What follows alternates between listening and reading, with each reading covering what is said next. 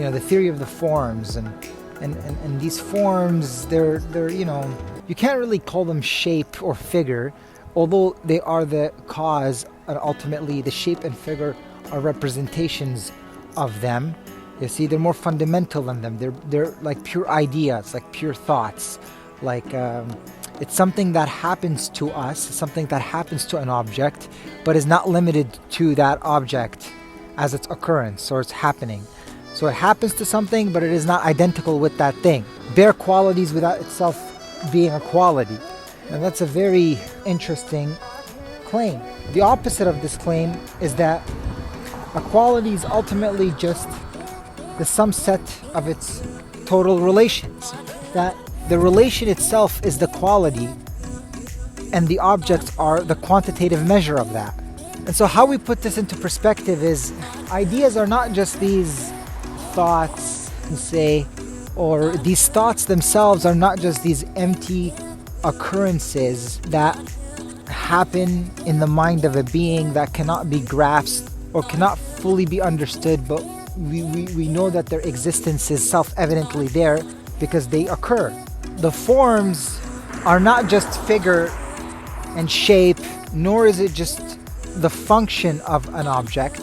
Aristotle got it the closest. The function, or the telos, what it ultimately was meant to do.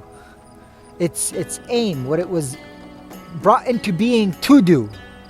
The very reason for its initial existence, the beginning of its existence, is also ultimately the very end that it was meant to carry out all along.